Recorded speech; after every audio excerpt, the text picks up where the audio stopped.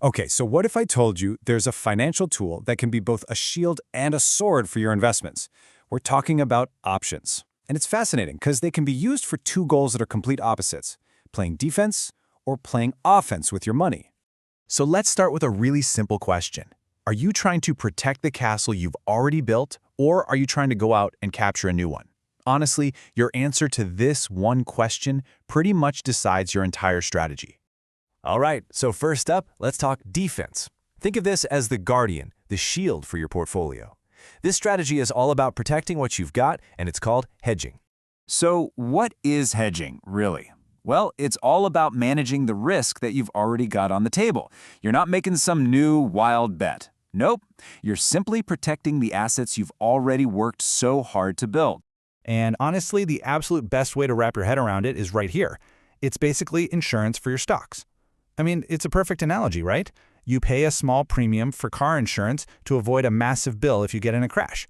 It's the same idea here. You pay a little bit upfront to protect yourself from a huge potential loss. Okay, let's make this real with a classic strategy called the protective put. So picture this. You own 100 shares of a stock. You love the company, but maybe you're getting a little nervous about the market. So what do? You buy what's called a put option. Now here's the cool part. If that stock price does drop, the value of your put option actually goes up, which acts like a financial cushion and helps offset your losses. And the price for all this peace of mind? Just that small premium you paid for the option. That's it.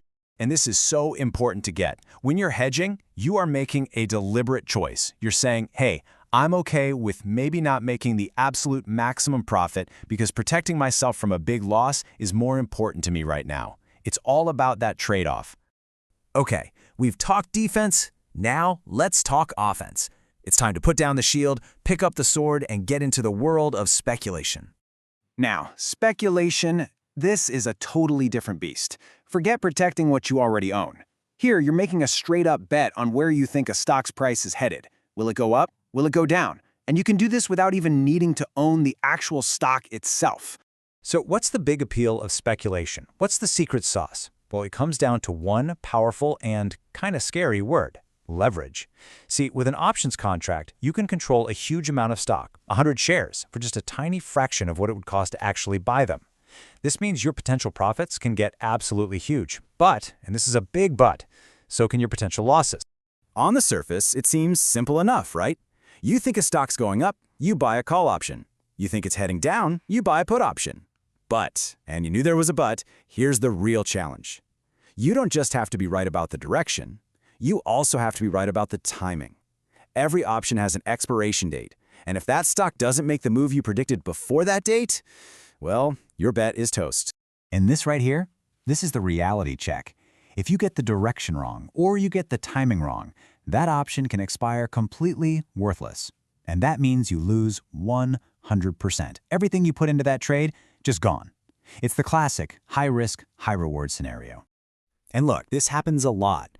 People get drawn in by the idea of those massive profits. But the hard truth is, a lot of these speculative trades end up expiring worthless. Why? Because getting both the direction and the timing exactly right is just really, really hard to do consistently. All right, so we've met the protector and we've met the risk taker. Let's put them in the ring, side by side, so we can really see what makes them tick and how different they are. This chart just lays it all out perfectly. Check out the primary goal. One is all about reducing risk, the other is all about chasing profit. Totally different mindsets. Or look at the position type. Hedging is an add-on to something you already have. Speculation? That's a whole new position, a brand new bet. And for me, the trade-off is where it all comes together. With hedging, you give up a little potential profit to sleep well at night. With speculation, you risk losing everything for a shot at a massive win. It really is defense versus offense. So there you have it, the shield and the sword. The big question now is, which one do you pick up and when? And this is maybe the most important point of this whole thing. It's not about which strategy is better. That's the wrong way to look at it. You know, a hammer isn't better than a screwdriver, right? It just depends on the job. The only question that matters is, what am I trying to do right now? Am I trying to protect or am I trying to profit? Your goal dictates the tool. So let's boil it all down to the key takeaways. It's as simple as this. Hedging is for protection. Speculation is for profit. And, you know, a lot of savvy investors use both of these strategies, just at different times for different reasons. The number one rule is to always know your goal before you act. Are you building a shield or are you swinging a sword? So there you go. Now you know the difference, the two faces of options trading. You understand the shield and the sword. So the question I'll leave you with is, what's your next move? Is it time to defend that castle you've already built, or are you ready to go on the offensive and try to capture a new one? The choice and the strategy is all yours.